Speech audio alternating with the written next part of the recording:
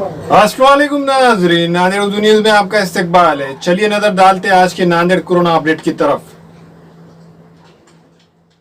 सरकारी अस्पताल के सिविल सर्जन डॉक्टर नीलकंठ भूसीकर ने प्रेस नोट जारी किया है, जिसमें कहा गया है कि जिले व शहर नांदेड़ में गुज़िश्ता 24 घंटों के दौरान कोरोना के 12 पॉजिटिव मरीज पाए गए हैं।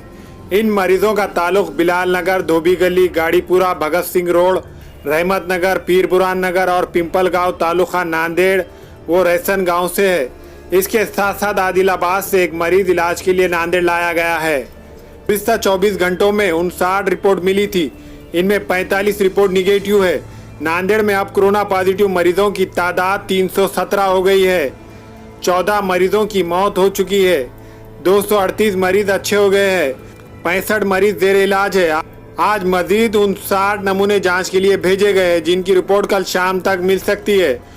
कोरोना पॉजिटिव मरीजों का इलाज सरकारी अस्पताल नांदेड़, पंजाब भवन कोविड केयर सेंटर, लोहा कोविड केयर सेंटर और औरंगाबाद में चल रहा है। जेर इलाज मरीजों में से 4 मरीजों की हालत नाजुक बतलाई जाती है। इनमें 2 मर्द और 2 खवातीन शामिल है।